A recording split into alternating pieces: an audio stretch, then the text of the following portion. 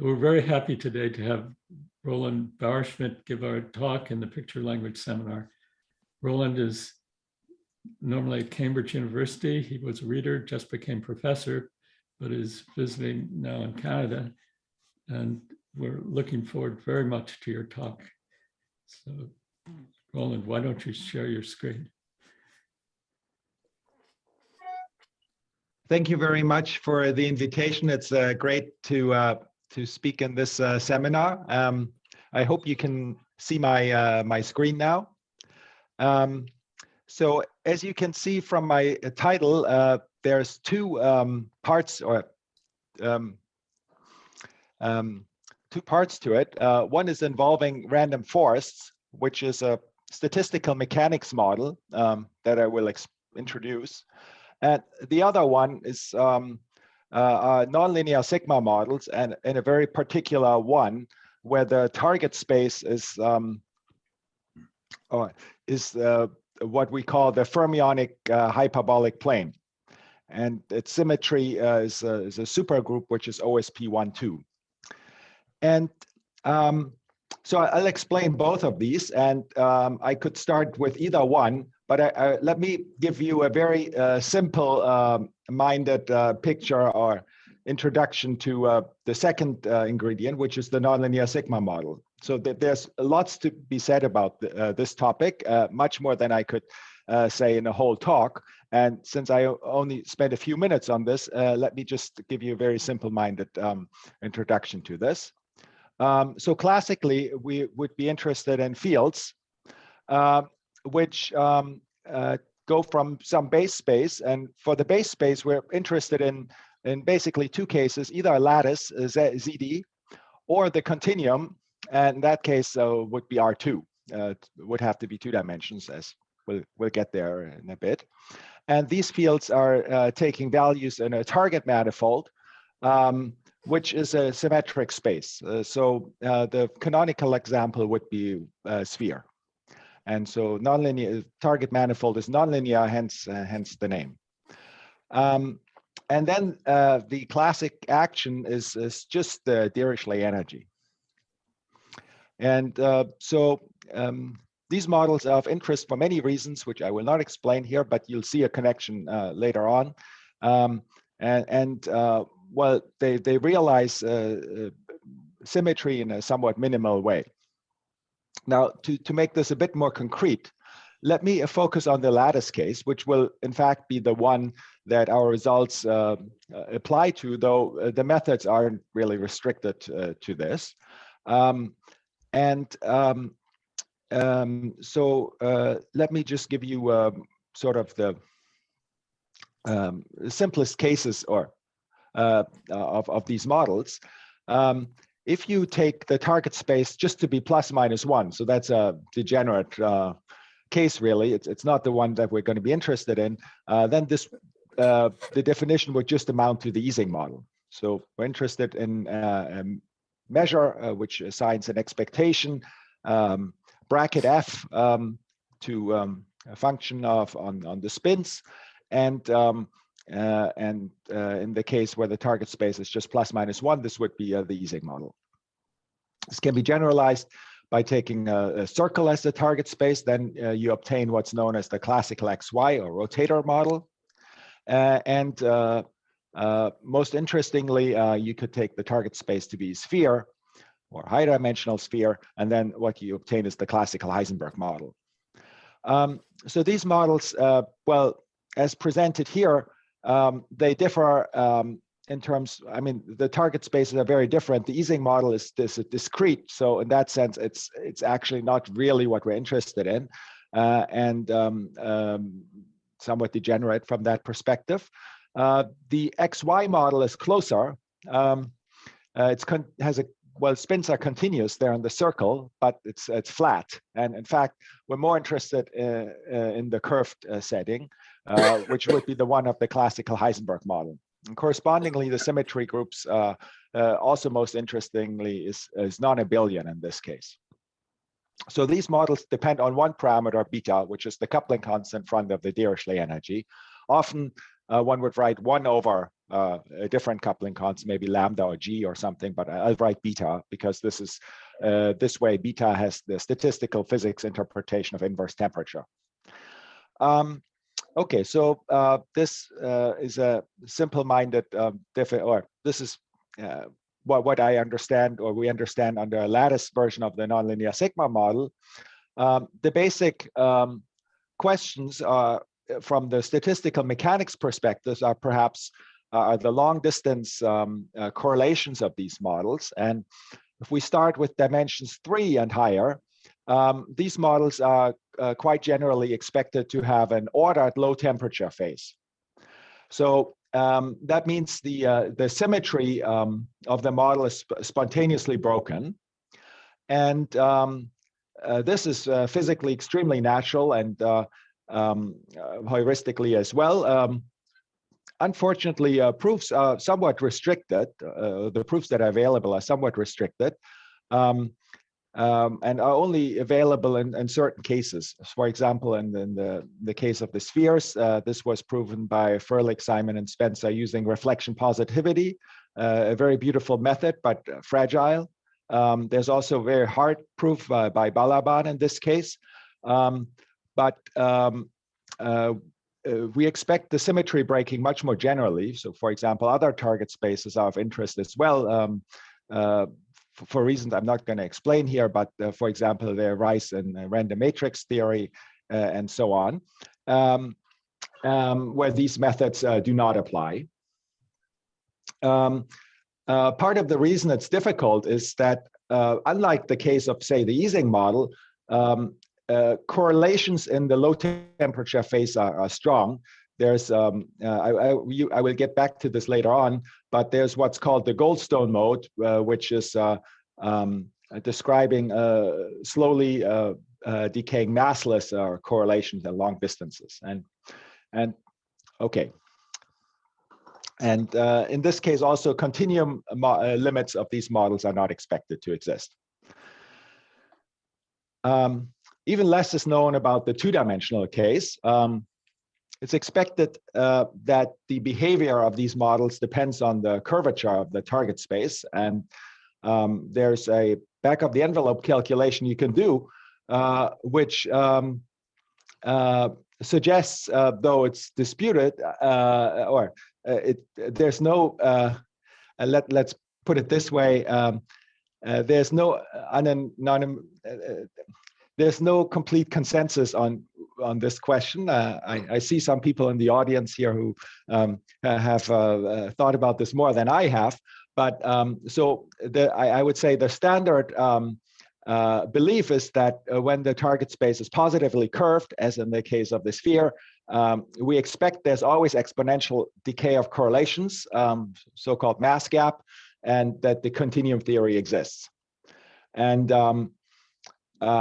part of the reason this is of interest, aside from its importance for the statistical mechanics question and other applications, is that this picture is very much in parallel to what is expected for Yang-Mills theory in 4 dimensions.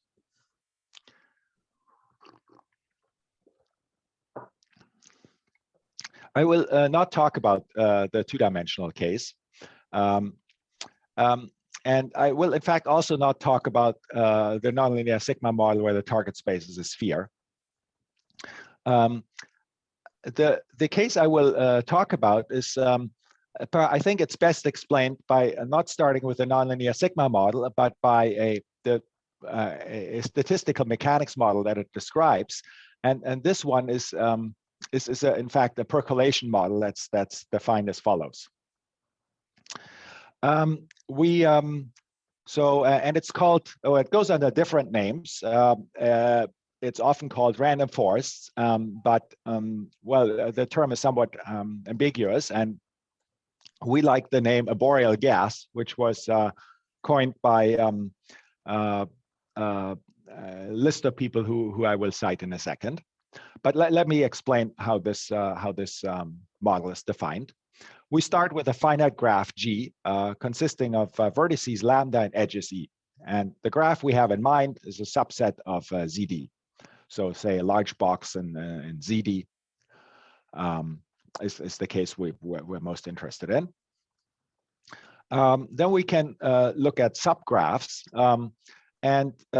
So subgraphs F, which have the same vertex set, but the edges are a subset of the edges of the original graph.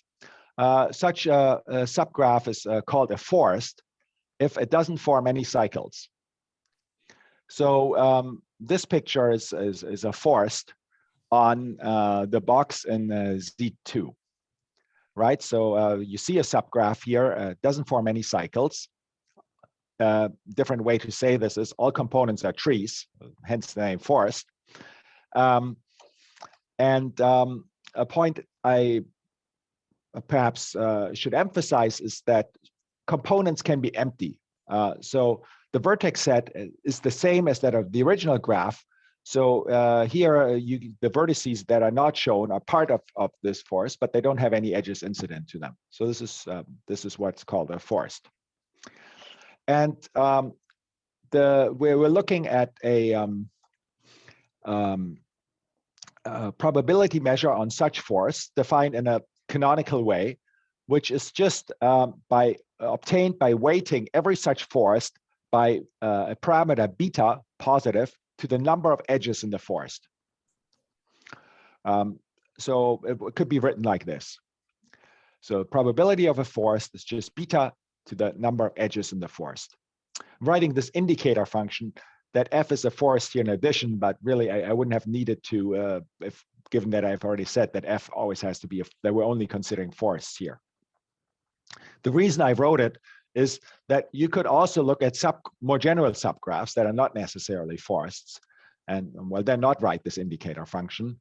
And if you did that, the model you obtain is called Bernoulli bond percolation, independent Bernoulli bond percolation. And so a different way to say this is that this model, the arboreal gas, is Bernoulli bond percolation conditioned to be a forest, or conditioned not to have any cycles. So that's this random forest model, parameter beta, or the arboreal gas model, parameter beta. We did not invent this model. Okay, before I should make one specification. I think most of you can ignore this, but the forests we consider unrooted.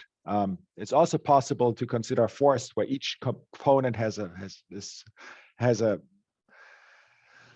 special vertex called the root, and one obtains a different measure by considering that root also. It's in fact easier to study, and so often forests are rooted, but we're considering unrooted forests, which are somehow the natural measure. So okay, going back, as I mentioned, we were not the ones who invented this measure. This measure, well, it goes back at least to the work of Fortune and Kestelin, who noted that it is the Q to zero limit of the random cluster model that they defined. So the random cluster model is a percolation model similar to the one to this forest model. Components don't have to be forests in that model, but there's some interaction. And this random cluster model is a representation of the Q state Potts model. So like a generalization of the Ising model where spins can take more than two values. It's also been proposed for other reasons as a model for the gel transition of polymers, for example.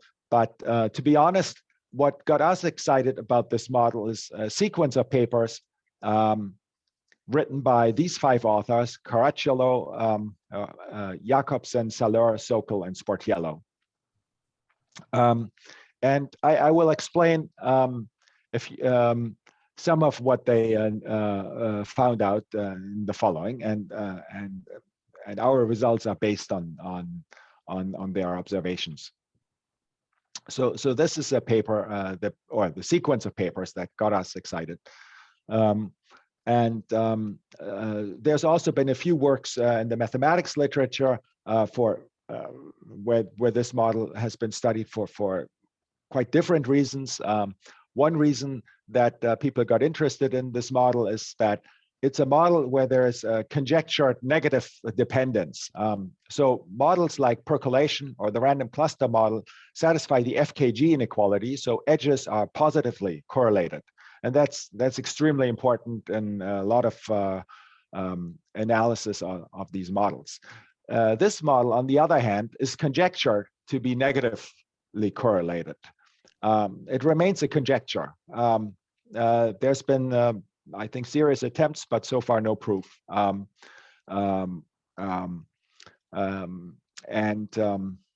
been some progress of properties which are not which falls short a little bit of the negative correlation, but for example, what's been proved is certain log concavity properties by Brendan Hu, Anari, and co-authors, and so on, using, as far as I understand, ideas from algebraic geometry. Anyway, I'm not going to talk about this. It doesn't play a role here, but it's a model that has attracted interest for various reasons. And okay, so this is the arboreal gas. And I want to explain, and it turns out the arboreal gas is exactly related to a certain nonlinear sigma model. This is what Caracciolo, Jakobson, Salur, Sokol, and Sportiello understood. And let me explain how that works. And I need to take a step back to do this. Recall Kirchhoffs matrix tree theorem. So this is 19th century mathematics. If you have a graph, Kirchhoff showed that the number of spanning trees, so a tree such that every vertex is contained in some edge, can be computed by taking the determinant of the graph Laplacian on that graph. Well, the graph Laplacian actually has a 0 eigenvalue, so we have to remove that. And so this is so I put the 0 here. So delete a row and column of the Laplacian and take then the determinant. That's the number of spanning trees on the graph. So this is Kirchhoffs matrix tree theorem. In fact, this has a generalization where you can have edge-dependent weights. And in this generalization, it's easy to see from this that it also gives the joint probabilities for uniformly chosen spanning tree. So this is often called the UST measure, a uniformly chosen spanning tree. The probability that edges E1 through EK are in the tree can be computed in terms of a certain determinant, where this K is roughly the second derivative of the inverse of this Laplacian. In probability terminology, people would say that the edges of a spanning tree form a determinanted process. We would probably say that the spanning trees are described by free symplectic fermions. And so it's just a different language for these determinantal formulas there, but it goes with a powerful way of thinking about it, which is in terms of Grassmann variables or anti-commuting variables. And so let me quickly explain how that works, because it's simple and it's important to understand the connection.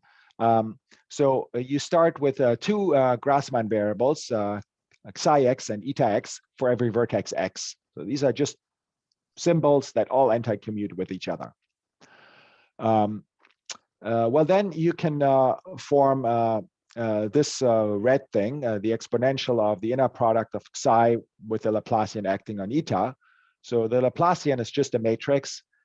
You take psi x, this matrix Laplacian xy, eta y. So this is an element of the Grassmann algebra generated by these symbols psi x, eta x. You can exponentiate it, the exponential being defined just by the formal power series. We're looking at a finite graph, so this is a finite sum.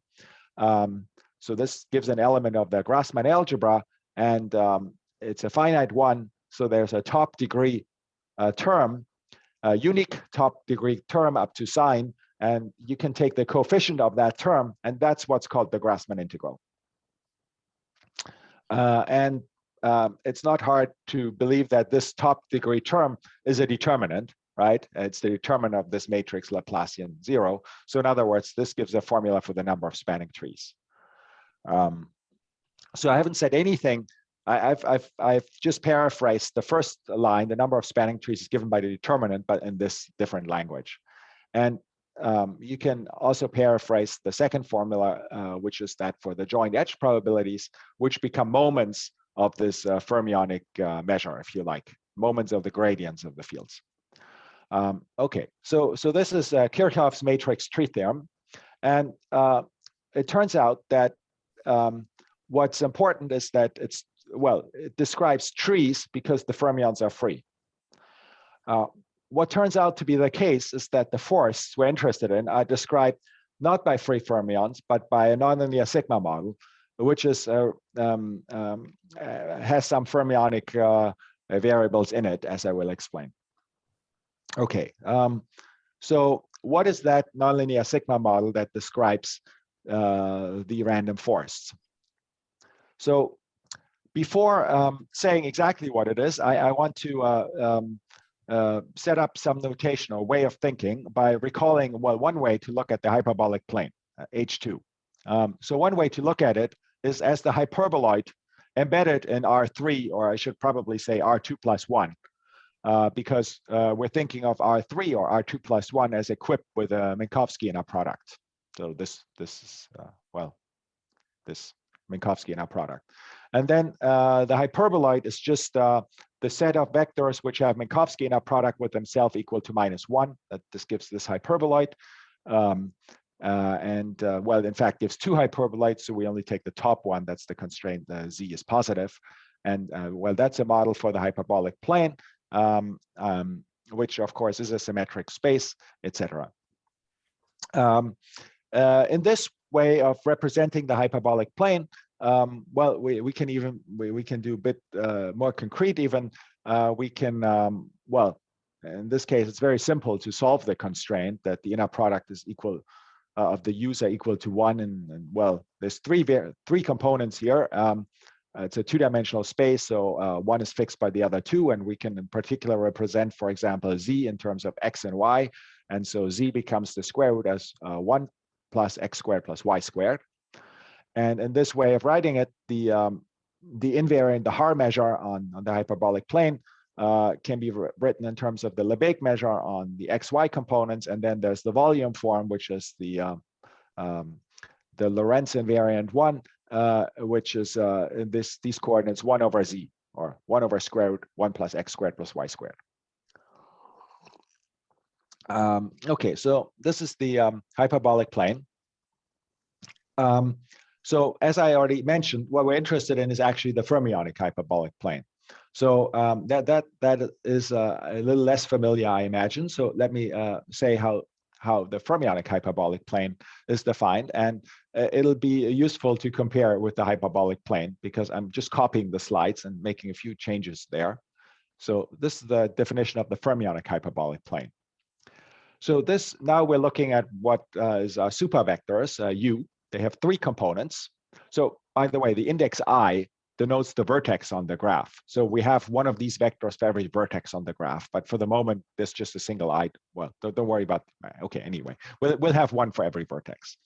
So anyway, so the spins are now supervectors. So formally, that means they have, well, three components. The first two components are Grassmann, or they're odd elements of a Grassmann algebra or superalgebra. Psi I, eta I.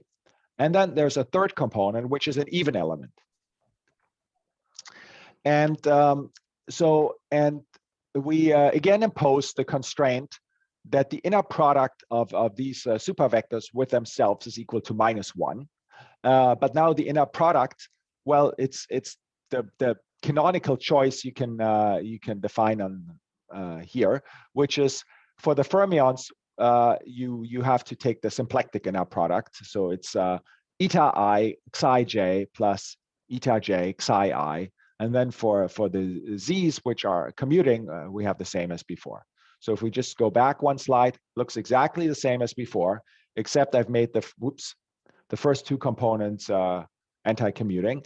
And I've changed the Euclidean inner product here to the symplectic one, which is an analog for these fermionic variables of the Euclidean inner product. Note the Euclidean inner product would make sense, right? These psi's are anti-commuting, so if you square them, you just get 0. So this is the only choice that makes sense, and it's the right analog. So in the same way that for the hyperbolic plane, well, there was a symmetry group acting transitively on the hyperbolic plane, which is the restricted Lorentz group. In this case, there is in fact a supergroup acting on this, which is called OSP12. And so this is what we call the fermionic hyperbolic plane. And I would argue it's probably the simplest interesting example of a superspace. As you can see, it's really elementary. Again, we can represent it very concretely in the same way as for the hyperbolic plane. We can solve the constraint. So z just becomes now the square root of 1 minus the inner product. And well, since these psi's are anti-commuting, the square root is just defined by the formal power series. And in fact, it terminates here after one term. So it's just 1 minus psi eta I. And we can define the super integral, which is invariant under the symmetries of OSP12, which is defined completely analogously to the Haar integral for H2. So except that we have a Grassmann integral here, and now the OSP12 invariant volume form again is the 1 over z, just as before. So it looks exactly as before, except I've replaced x and y by fermionic variables. Okay, so that's the hyperbolic plane, the fermionic hyperbolic plane, rather. So I already mentioned it has symmetry, so kind of like the symmetry group of the hyperbolic plane is the restricted Lorentz group.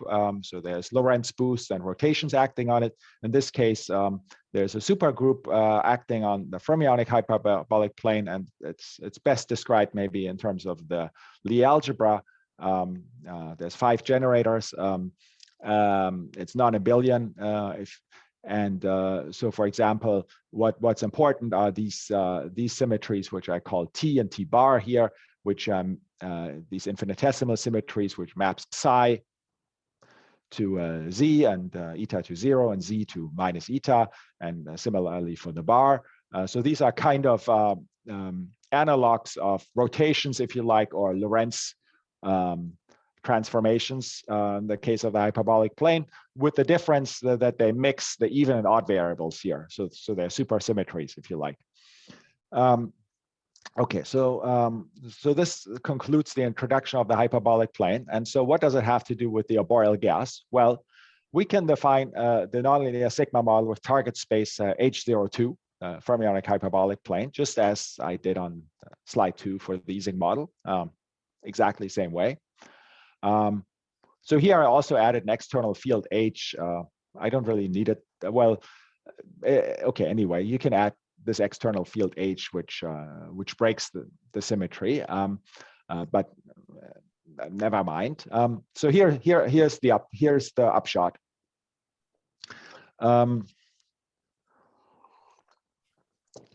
So this is essentially what was noticed by Caracciolo, Jacobson, Salur, Sokol, and Sportiello. They didn't formulate it in terms of the fermionic hyperbolic plane a little differently, and in terms of in terms of the hemisphere and so on. But and I think the right way to look at it is the hyperbolic way, but essentially it's equivalent. And I think so. The way to think about it is this is a nonlinear matrix tree theorem. It gives a relation between the arboreal gas, which is this percolation model, and the correlations of this nonlinear sigma model. And the relation is as follows. You can represent a lot of the right observables from the arboreal gas, but for example, let's look at the connection probability. The probability that under the arboreal gas, some vertex 0 is connected to another vertex x. Well, that is represented exactly as the inner product of the spin at 0 with the spin at x under the H02 measure or nonlinear sigma model. You can also do edge probabilities in a similar way as in the matrix tree theorem, but somehow this is a nonlinear version. You can obtain the matrix tree theorem as a special case by taking beta to infinity. So this is the relation between the arboreal gas and the nonlinear sigma model with target space H02. Now, from the statistical physics perspective. Could I ask a question? Yes. Roland, I'm used to Gaussian fermionic integrals given Pfaffians. Do Pfaffians instead of determined center someplace? Well, you could write it in terms of Pfaffians. It's we just require the special case. I mean, this is a special case. You're thinking of the more general case where the if we go back, so I guess this would be in the case of the matrix tree theorem, where so in terms of Pfaffian, what appears here, I mean, we're looking at the case where the matrix delta is symmetric, and so only determinants appear. Okay. More generally, there might be a directed version of this where Pfaffians also appear, but so this is somehow a simpler case. Yeah. Thanks. But okay, so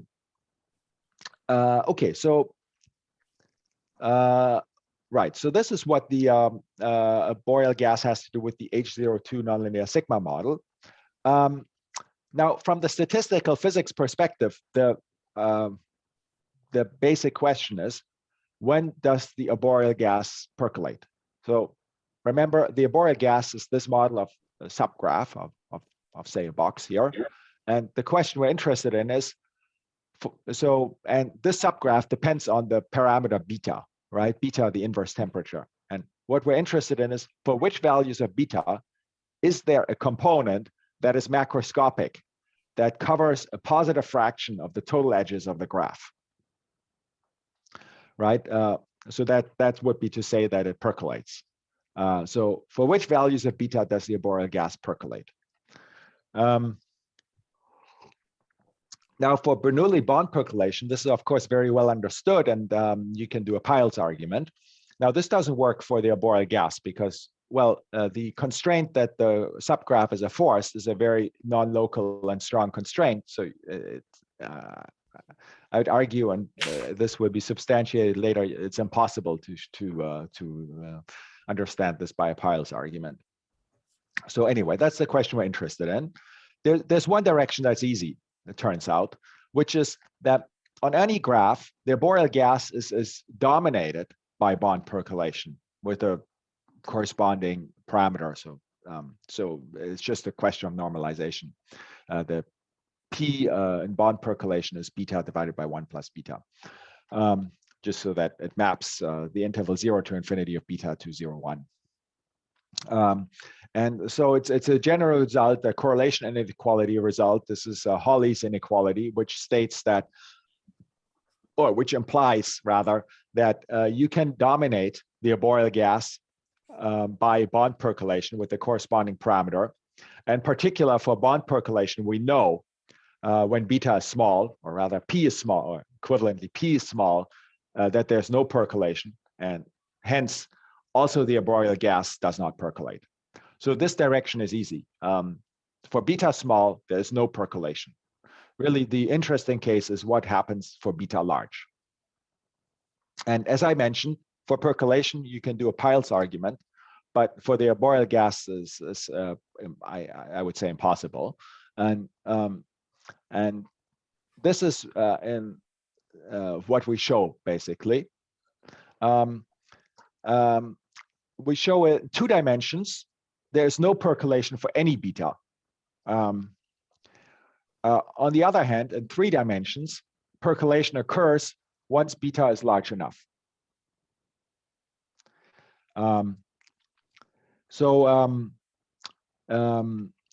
in other words, in 3 dimensions, there's a transition between when beta is large enough, there's percolation. When beta is small, there's no percolation. In 2 dimensions, there's no percolation for any beta.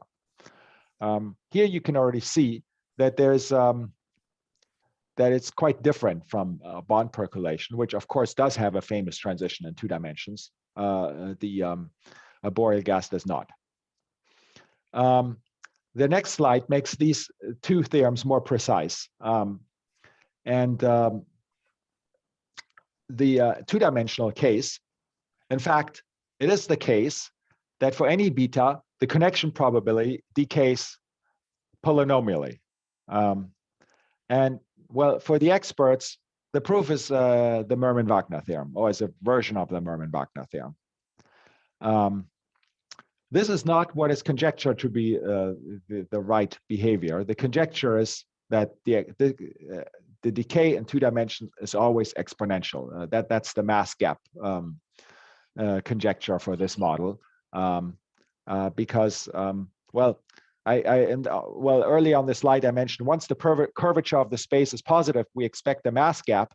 Well, in this case, it turns out the right way to think about the curvature of the fermionic hyperbolic plane is that it has positive curvature.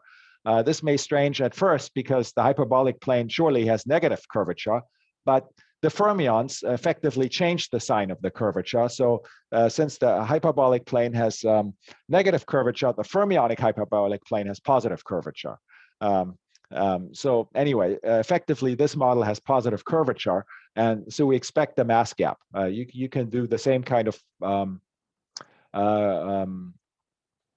formal RG computation that predicts the mass gap for the Heisenberg model. In this model, it's identical. Okay, we can't prove it. We can only prove that it's polynomial. Now, in 3 dimensions, what we can prove is the following. As I said, we can prove there's a transition, meaning if beta is large enough, then connection probabilities do not decay. But what the interesting part of the statement now is the corrections. So they do not decay. So the first term, what I call zeta beta here, is a positive constant. So the connection probabilities do not decay, but the corrections are polynomial. So they're different from what you'd get for percolation, where the corrections would be exponential. So in that sense, it's much more subtle. Okay, so these are the main results we can prove. Let me give you, and of course, the experts will recognize the striking resemblance of these results to what we know, or at least in some cases expect for nonlinear sigma models in general, like the Heisenberg model. If you replace the left-hand side, the connection probability, by the spin-spin correlation, both results are also true for the Heisenberg model, and the conjecture in 2 dimension as well. And in fact,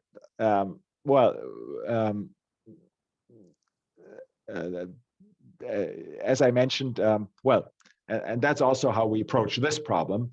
The connection probability, by the nonlinear matrix tree theorem I mentioned, is equal to the spin-spin correlation, not of the Heisenberg model, but of this H02 nonlinear sigma model. So said differently, percolation is equivalent to spontaneous symmetry breaking of the nonlinear sigma model. So spins point in the same direction over large distances. And moreover, when this happens for spin models with continuous symmetry, we expect that in the phases of broken symmetry, the corrections are diffusive or massless, the Goldstone mode. So the spins, the spins can vary, here we go. The spins can vary slowly. And so therefore, when the symmetry gets broken, one can do a formula computation by linearizing the action around the direction of broken symmetry, and what one would see is a massless field. So anyway, that's what we expect quite generically. Whenever there's a spontaneously broken continuous symmetry, the corrections are diffusive, and that's this term. That's the blue polynomial correction here. Also, I mean, in fact, what plays a important role in the proof of this is ward identities for this model. So for example, there's this ward identity, which relates certain correlations of the model. These ward identities are completely analogous to those in any other nonlinear sigma model, in particular the same one, just replacing the fermionic variables by bosonic ones is true in the Heisenberg model or in the XY model. So anyway, we have the same type of ward identities and in fact the same kind of behavior here. So I would say a few words about this, but not too much. This is how we effectively, we make this picture rigorous in the three-dimensional case to prove there is the continuous symmetry spontaneously broken, and we get this picture. I'll say a few words, not too much, but I'll say a few words about this later on. But it turns out this ward identity is very important in the proof, and it's by renormalization group analysis combined with this ward identity. Let me say a few words about the two-dimensional case. The two-dimensional case, well, we prove the polynomial decay, not the expected exponential decay, but just the polynomial one. And as I mentioned, it's sort of a Merman-Wagner theorem that this follows from. Now, the Merman-Wagner theorem is, it turns out the proof is actually almost applicable, but one has to formulate it in the right way. The Merman-Wagner theorem is not directly applies to superspaces. One has to, I mean, the usual proof involves the Cauchy-Schwarz inequality, and in fact, to get a polynomial boundness here, one needs to be more careful. And in fact, we're using a nice version in a setting related to this by Christophe Sabot, which uses Hölder's inequality instead. But anyway, it relies on probabilistic techniques here, or representation, while in the superspace formulation it's not clear. But it turns out that there is a probabilistic representation, one that's completely different from the force representation. The following exact formula holds. It will look mysterious a little bit right now.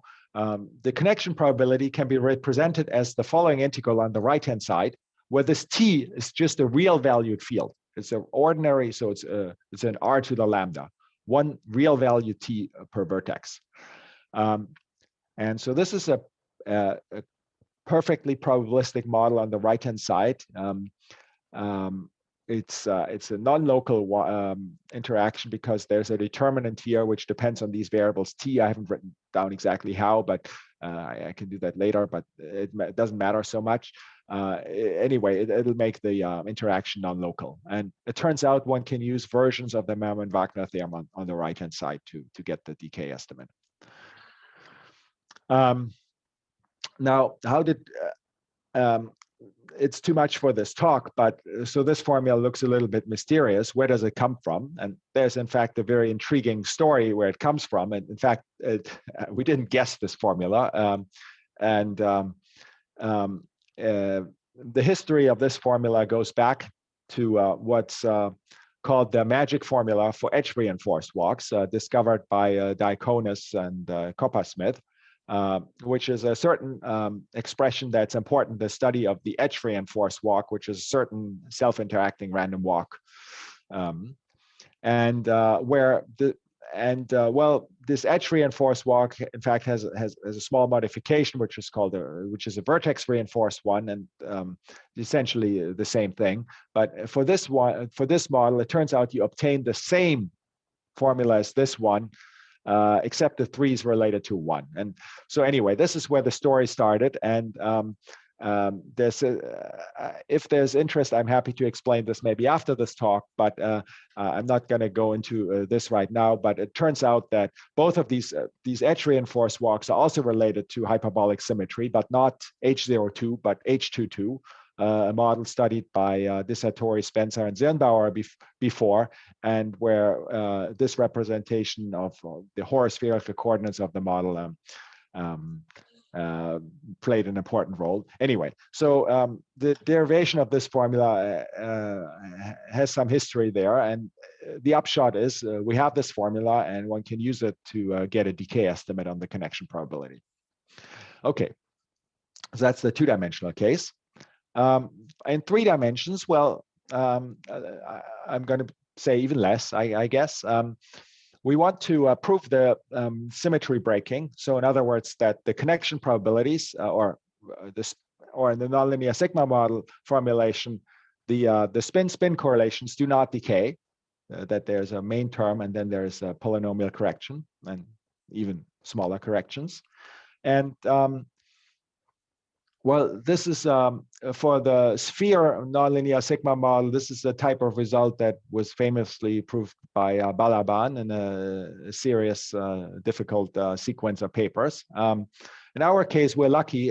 Turns out to be much easier because our nonlinear sigma model has these fermionic coordinates, which are in fact much easier to handle.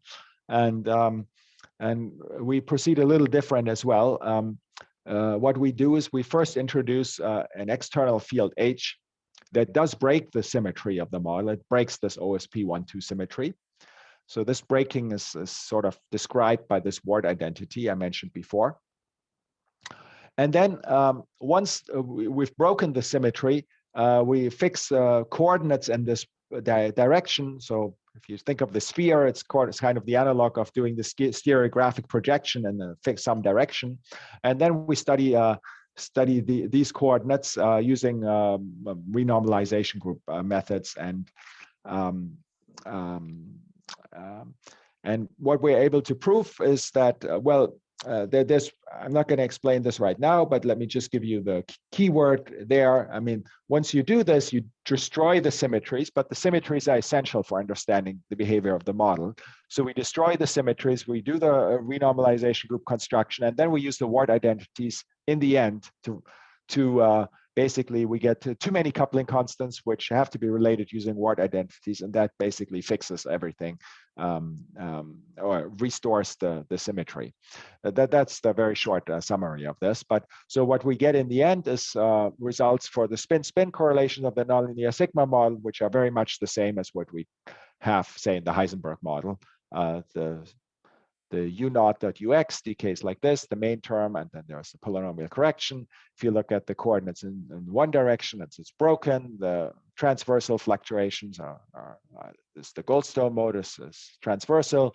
All of these constants that appear in the different correlation function are actually all the same, or there's in fact only two that appear in many different ones because they're all related by symmetry.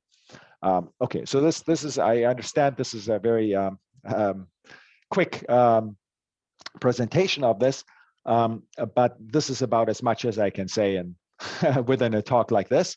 So this concludes sort of the sketch of how we prove the results.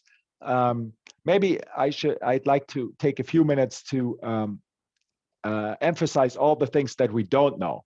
So we understand that in 2 dimensions, there's at least there's no percolation and polynomial decay of correlations. In 3 dimensions, we know there's a phase transition and with a picture analogous to the Goldstone one. And there are many questions that are intriguing. Of course, the mass gap in 2 dimensions is I'd say most important one.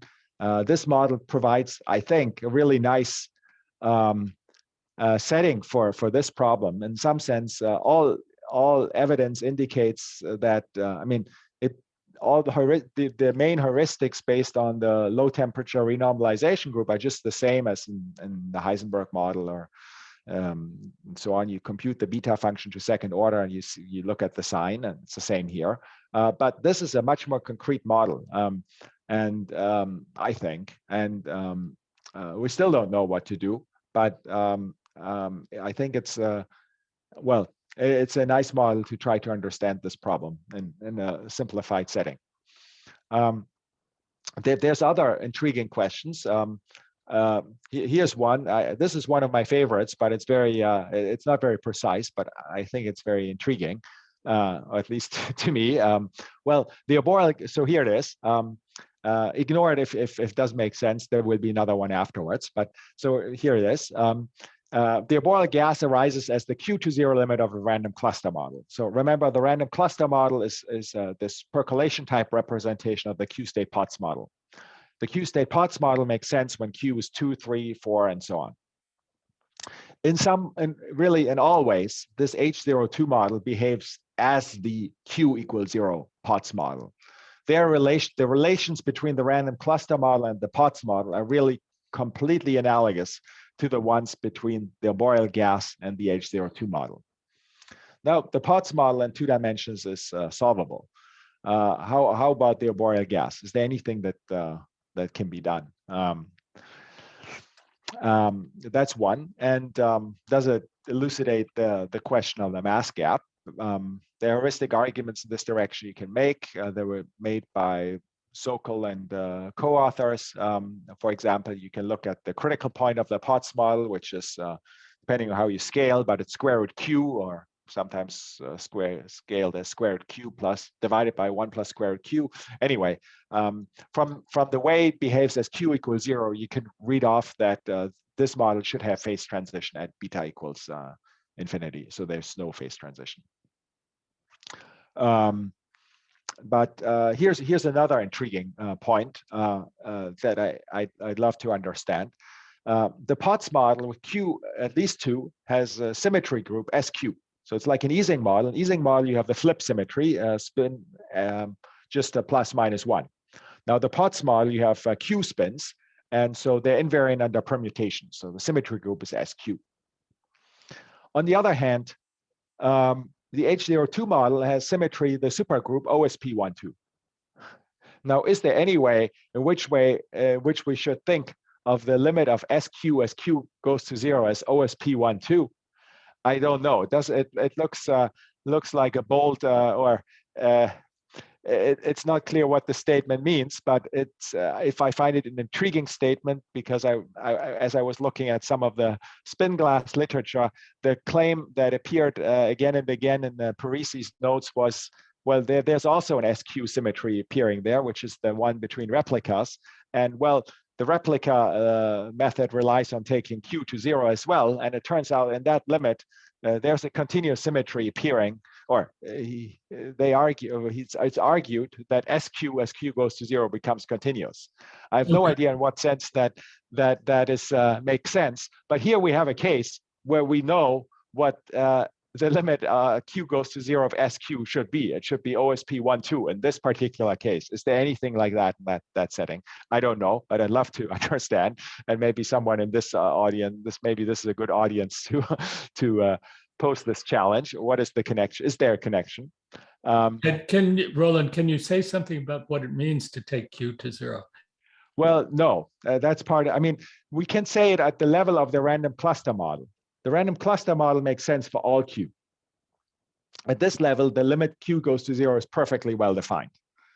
At the level of the spin model, we only know how to make sense of integer Q, or in fact, integer Q at least 2. we don't know how to make sense of that limit. Still, it's sort of suggestive. Well, yeah, that's how it is. I mean, this random cluster model does, I mean, it provides a canonical way to make sense of the model for all Q, but not at the level where these groups appear. And maybe there is a way, and maybe someone here has a better understanding. Sometimes you can interpolate a function defined on the integers to an analytic function.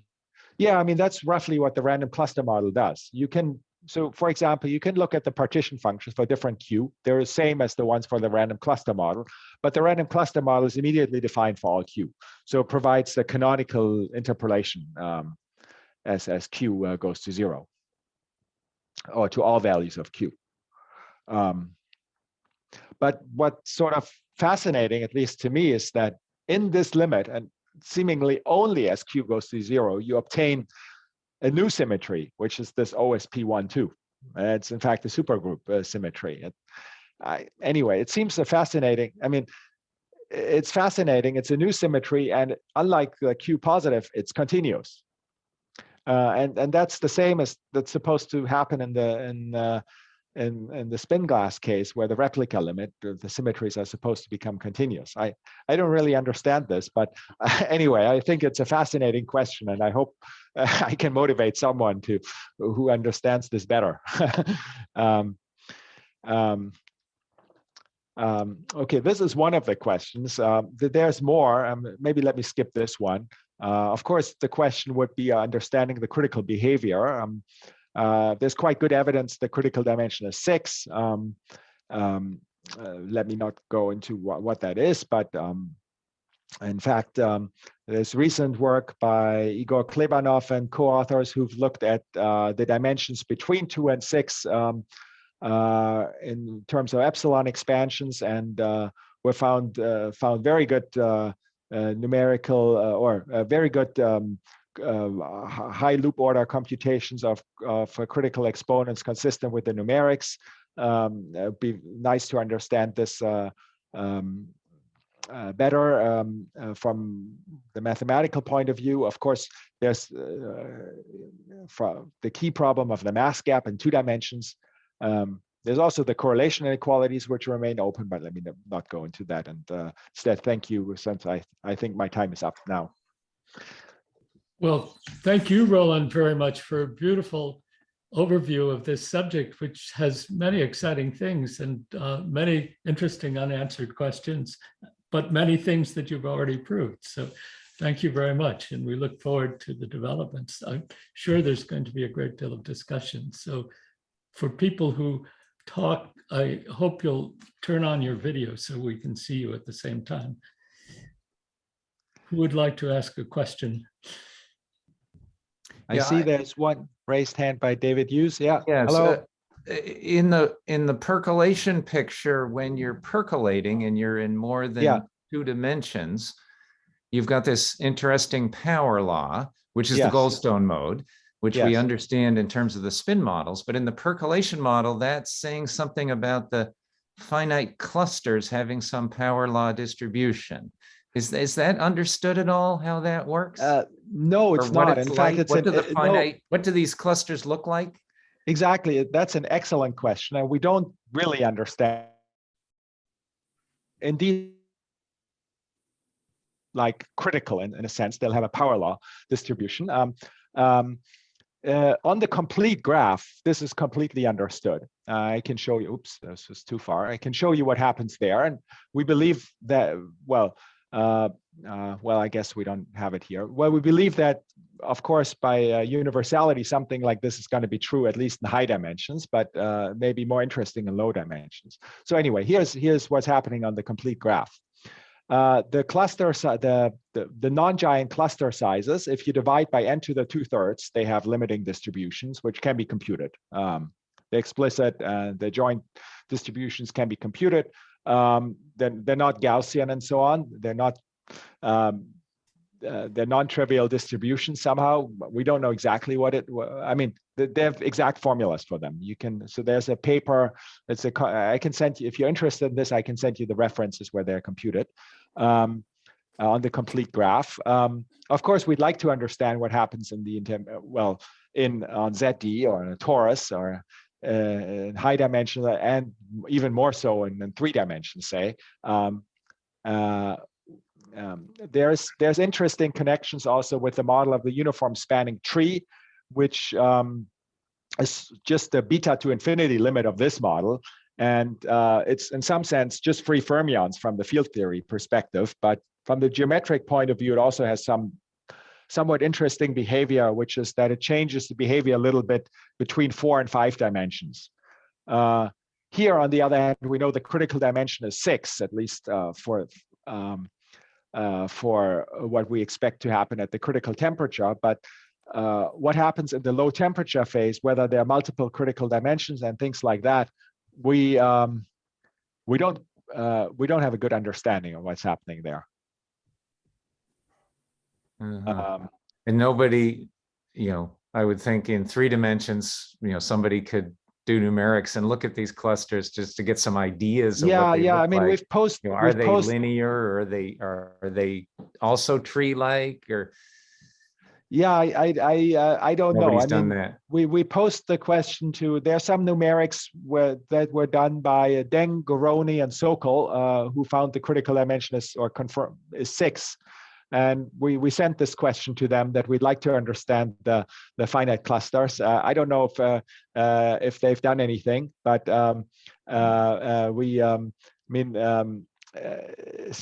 since they've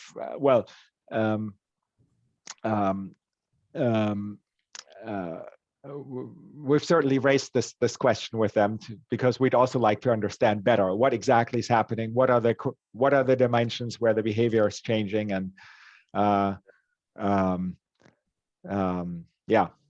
Thanks. But yeah, that's I agree that that's a very good that's really interesting behavior in this model that we'd love to understand better.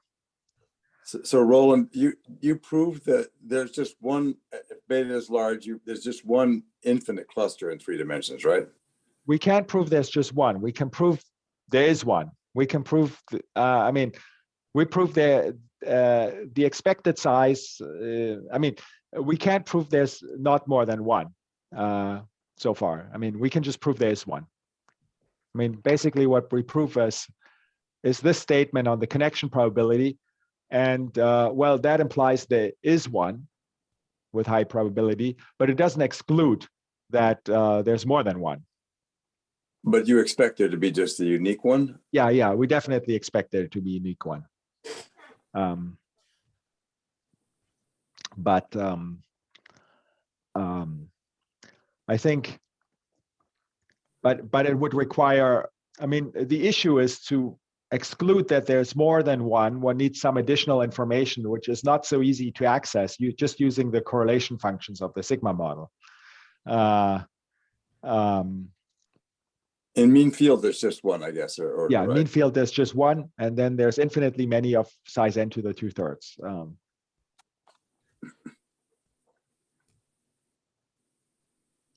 Yeah.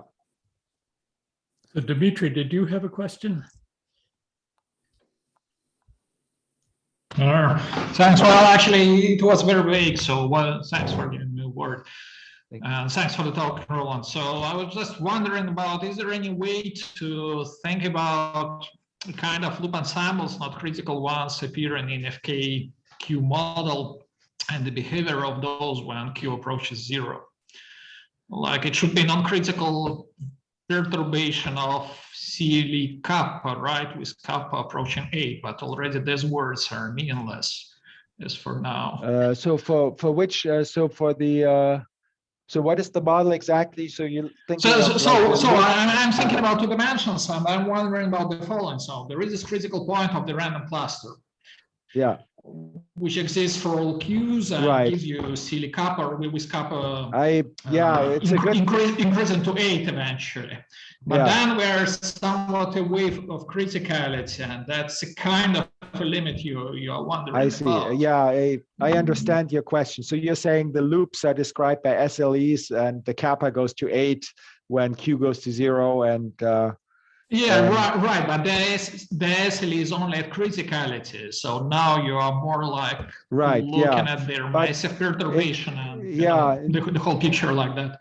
Right. Yeah, I don't know, but my feeling is, so say, for example, for self-avoiding walk, I mean, it's supposed to be SLE 8/3 at criticality, but my understanding was that for self-avoiding walks above criticality, there's also certain SLEs expected.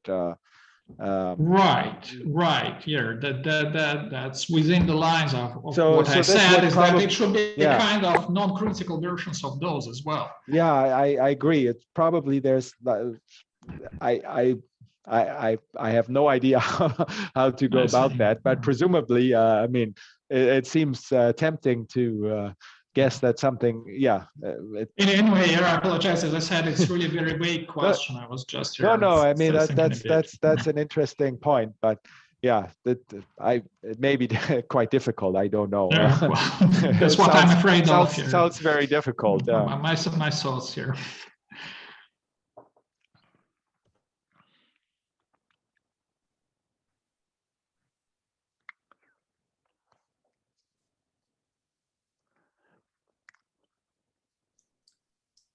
Well, if there are no other questions, I think that we have to look forward to your coming back again to tell us the rest of the story, or at least more of it, because that was beautiful introduction and we're sitting on edge. So thank you very much, Roland, and see everybody next week. Bye-bye. Well, thank you, and bye.